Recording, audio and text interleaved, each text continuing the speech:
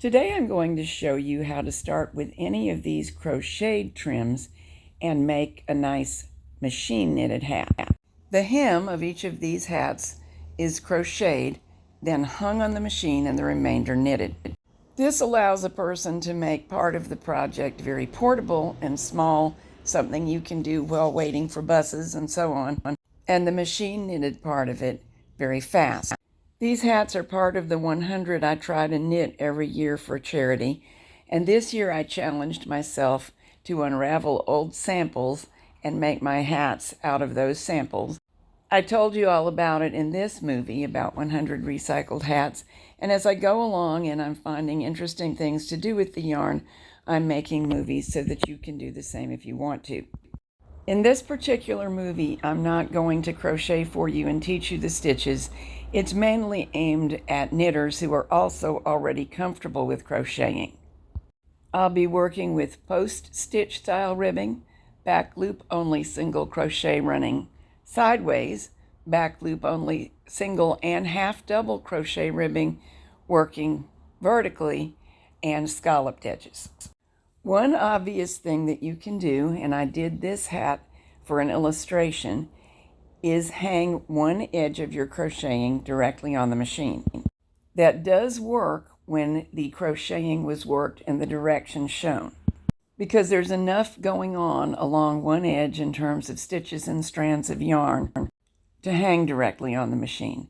And if you choose to do so, I strongly suggest making sure that you hang 2 strands of yarn rather than 1, even if you have to fudge slightly to make that happen. In other words, you might be including part of 2 stitches or a turning chain. It only works where the hem was created sideways. On the X'd samples, there are not enough stitches to hang and get the right number of knit stitches, because as you already know, if you do both knit and crochet stitches in the same yarn are not the same size as each other. Well, this hat is perfectly presentable. I think there is a better way. Isn't this one nicer? Today I'm going to show you how to hang your crocheting using the method that produces this. There are actually 2 different ways. They produce slightly different effects, and they work, as far as I can tell, for all crochet stitches. They work for everything I've tried. First, determine how many needles need to be involved in the hat. The main determining factor is how much the hem that you've already crocheted is going to stretch, because we have to hang it on the needles. If you just try to do it with math, you measure and say, this hem is 20 inches, so I will use 20 inches worth of knit stitches. You will end up with the situation that you see me in now, having to release some of my E-wraps because the math doesn't take into account that the needles on the machine are farther apart than the eventual stitches will be, usually in most gauges. So it's best to start by holding your hem up to the machine and determining the needle count that way. Now hang the long edge of your crocheted hem on the machine. This time I'll only be hanging a single strand of yarn, so you can see how that looks. Work by first hanging each end and then dividing the space between and hanging on needles as the hem falls. The vast majority of the time, you will end up with some needles that are still empty of stitches. It's not going to be a problem for 2 reasons. One, we already have our cast on, and it will show on the right side of the hat. So the needles will go ahead and knit. You won't have any gaps in the knitting. Also, that cast on is going to hide the fact that there are spots where there was no crocheting on the needle. I always bring the needles all the way out to hold, hang a little bit of weight, and let the machine knit them back from hold. Then proceed with knitting the rest of the hat.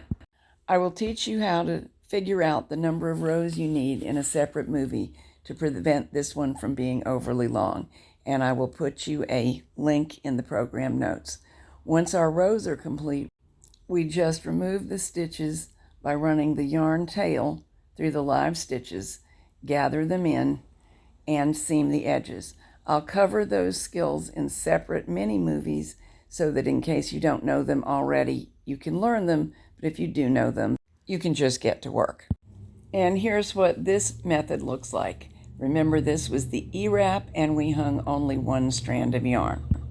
If we cast on with the chain stitch instead of E-wrap, the method is basically the same, but the looks will be slightly different. And this time for variety, I'm using the same divide and conquer method where we simply hang as the edge falls, but I'm hanging the 2 strands of yarn at the top edge of the hem that look like a chain, and that's what's going to be sitting on top of the needles.